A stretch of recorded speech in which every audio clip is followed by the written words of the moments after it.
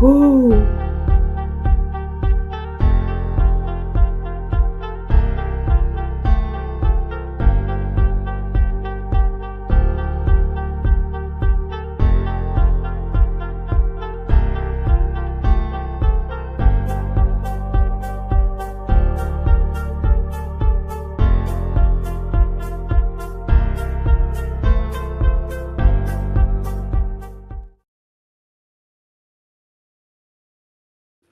Welcome back. This is Michigan and Detroit news.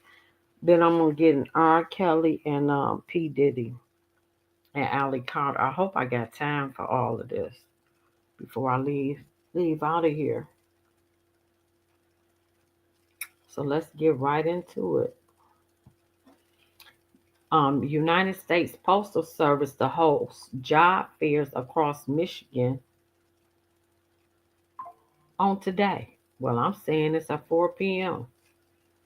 The United States Postal announced they will be holding several job fairs throughout the state of Michigan on Tuesday. Residents living near the following areas are invited to attend: East Jordan Post Office, Sawyer Post Office, St. John's Post Office, Grand Rapids, Wyoming, Rogers, Gladwin, and Phi Lake Post Office. As part of our initiative and bold 10-year plan delivering for America, the Postal Service focused on building a more stable enforced workforce, officials said in news release. Our employees are our greatest asset, and we are investing in our new employees by providing robust training and on the job support. I used to be dang, I forgot what you call it, temporary carrier, like in the early 90s. That's a hard job because you got to deliver that mail, rain, sleet, or snow. And I didn't last 90 days. I remember I was out there and it was snowing and you put cleats on your boots. I was soaked from head to toe. And I had Dearborn, and those blocks are so long in Dearborn. I was slow. I couldn't eat lunch. I was already skinny and had lost weight because I couldn't eat, and I was so slow that they would have to send people to help me. And this one day, I was soaked from head to toe. I called them and said, I quit today. I quit today. Y'all can come and get this meal and this truck. So they sent somebody to get the mail, and I drove that truck and I parked it right in front of the post office, got in my car, and I never looked back. They deserve all the money that they make because that's a hard job in the snow. It really is. So I ain't mad at the postal workers. I couldn't do it. Governor Whitmore announces 22.2 million to advance Michigan-backed clean hydrogen hub. The Midwest Alliance for Clean Hydrogen has received 22.2 million from the Department of Energy thanks to the funding from bipartisan infrastructure law and support from members of Michigan congressional delegation. The funding will advance the next phase of planning and development of regional supply chains for production, distribution, and use of hydrogen trucks and heavy-duty vehicles. It is anticipated to create 12,000 direct jobs and catalyze further growth and economic opportunities in the hydrogen sector. The investment includes the creation of hydrogen truck stop of the future in Detroit, a clean hydrogen production facility in Ypsilanti, and expansion of clean hydrogen production and refueling center for Flint. Well, that sounds pretty good. Oh, Whitmore ain't said nothing about them illegals that's here though. Not a thing about that.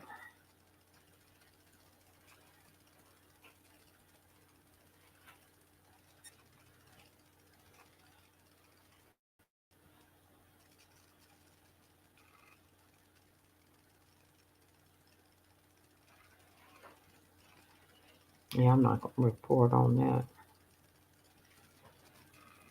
So they saying that there's a strange new cash policy at Michigan Walmart and Target stores.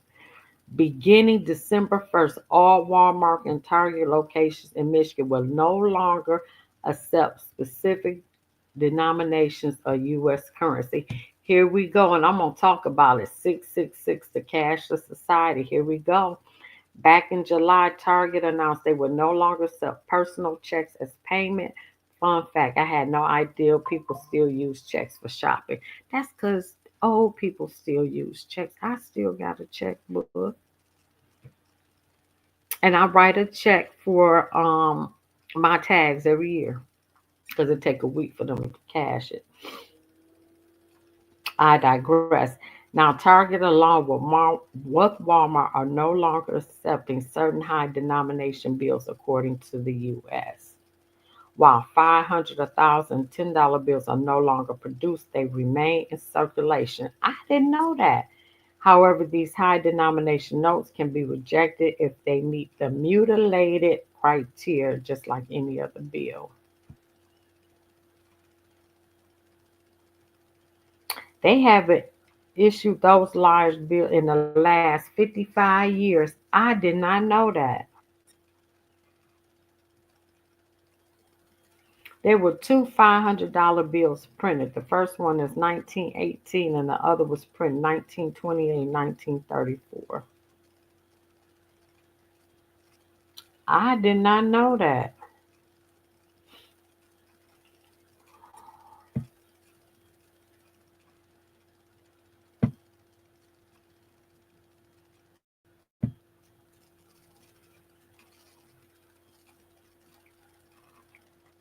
Michigan utility wants to charge customers for pricey coal, boondoggle watchdogs say. A Michigan power provider wants to charge customers for pricey electricity from some of the nation's oldest coal-fired power plants run by separate firms whose largest shareholder happens to be a utility's parent company. The arrangement between the closely tied corporations is a bad deal for ratepayers. Critics argue popping up the coal burning dinosaurs that hemorrhage gas and pollute the environment. In October, they warned Indiana Michigan Power, or IMM, serving some 130,000 customers in southwest part of the state, that they may trim some of their 2024 power costs from customer bills without evidence the utility is doing more to get a better deal for ratepayers. They've done so before, wiping out 11.2 million in 2021 costs for coal power using rules that prevent utilities from putting customers on the hook for the above market transactions between affiliated companies. In another pending case, advocates want to say IMN customers another 5 million. The saga playing out in jargon and lawyer field world of utility regulation is an example of a broader trend of utilities leaning on customers to keep coal plants running while they're losing money. And in this case, few customers understand the complex web of corporations involved in getting power from a plant to their homes. We want the actual owners to suffer the economic consequences of maintaining money losing coal plants that also happen to be climate polluting, said Tony Mendoza, a senior attorney with the Sierra Club, which has testified in IMN cases before Michigan regulators. That is interesting. How two people thought they got away with 1.9 million in insurance fraud scam in Michigan. Oh, this is Michelle Davis and Rachel Prickford. Hey, let me see if I can. I hate when this.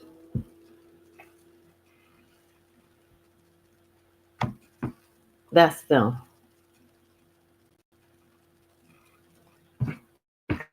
Oh shoot! I don't want to take this thing off. That's them. Two people are facing federal charges for their alleged involvement in that PPP insurance. I told people not to do it. I told them not to do it.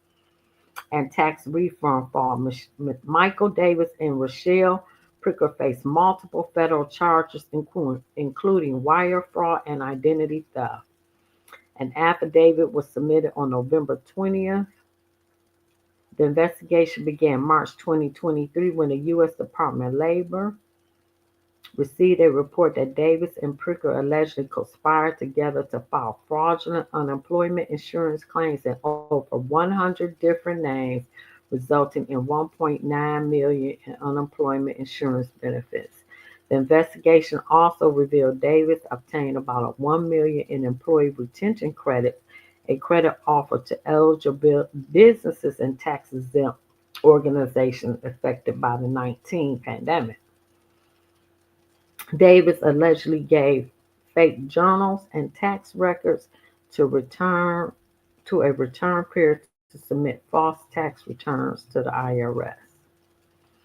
As a result, the U.S. government provided federal funds to this. Okay, we know all about that. We know all about that. Davis and Pricker were seen on ATM footage withdrawing money and checking account balance on debit cards and other people's names in which unemployment benefits were loaded.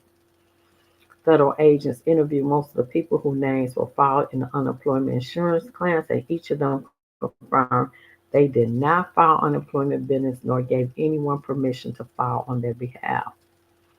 For example, investigators found an unemployment insurance claim March 6, 2020 using the name M&L listing Corktown Hospitality LLC as a source of income. Federal agents interviewed M&L and learned he did not file unemployment insurance claim and has never worked at or heard of Corktown Hospitality LLC. Investigators saw ATM footage for transactions made on a Bank of America debit card to which unemployment benefits were loaded for a claim filed in M&L's name. Davis has seen on ATM footage on July 6, 2020, just before Mehmet withdrawing $1,000 from the account. Investigators also learned Davis' businesses were not operational and did not have employees or pay any employees during the pandemic. Therefore, his business was not eligible to receive employee retention credit funds. And they got pictures of him at the ATM. Another example federal agents provided was on April 27, 2020. They filed under S&T, which claimed to work as One Love Cheese, Sterling Heights. Agents interviewed ST, who also said they never worked there or heard of the company. On October 21st, Davis was seen at the ATM withdrawing $720 from the debit card to which unemployment benefits were loaded to S&T's name. Similarly, Pritchard is accused of doing the same as Davis with insurance scams. She filed under Corktown Hospitality LLC. Another claim was filed under DH, who died on July 1st, 2010. Investigators have footage of her checking card balances under the claimant's accounts in one series of transactions on July 26, 2020. Ooh, they got their pictures at the ATM. Wow. Wow.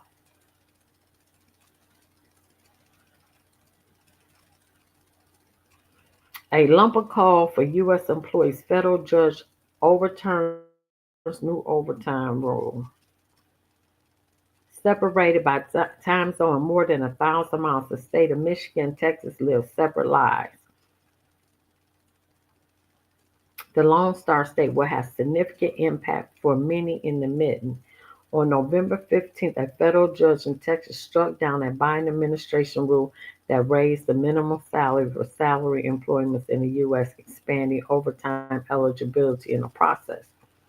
The Department of Labor rule was set up to go into effect in two phases on July 1st, 2024. The minimum salary for salary employees increased from 35,568 to 43,888 a year.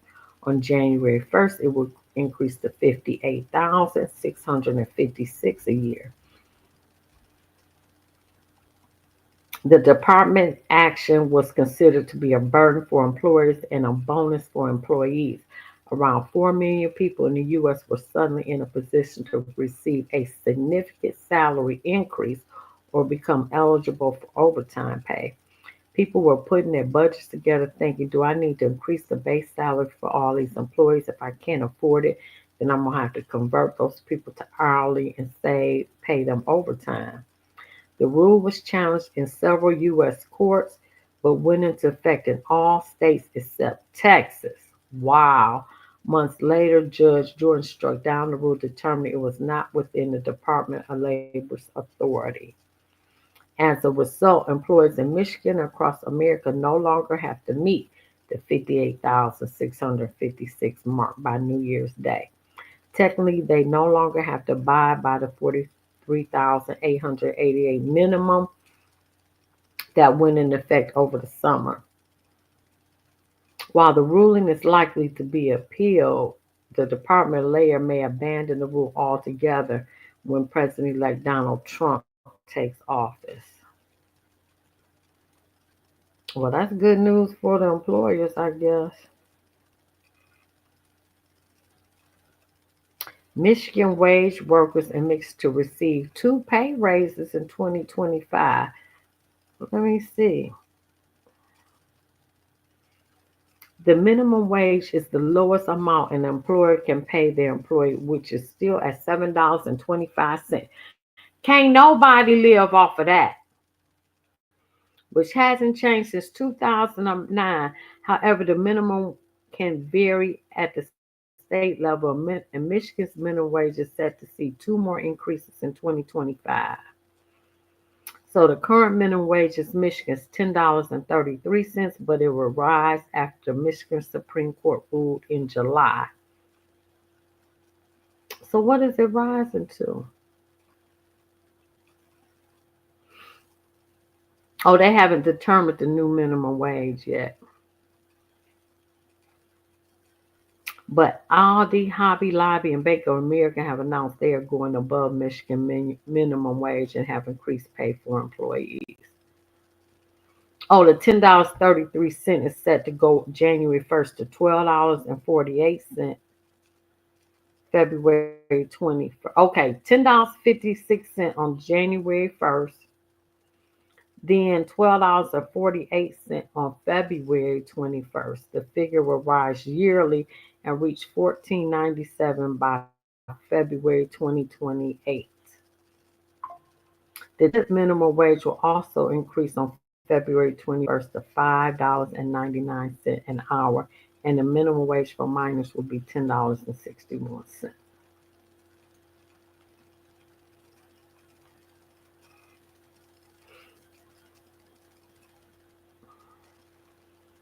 You know what? I'm gonna leave that right there, and I'm gonna change. Let me edit this to Michigan because I want to get into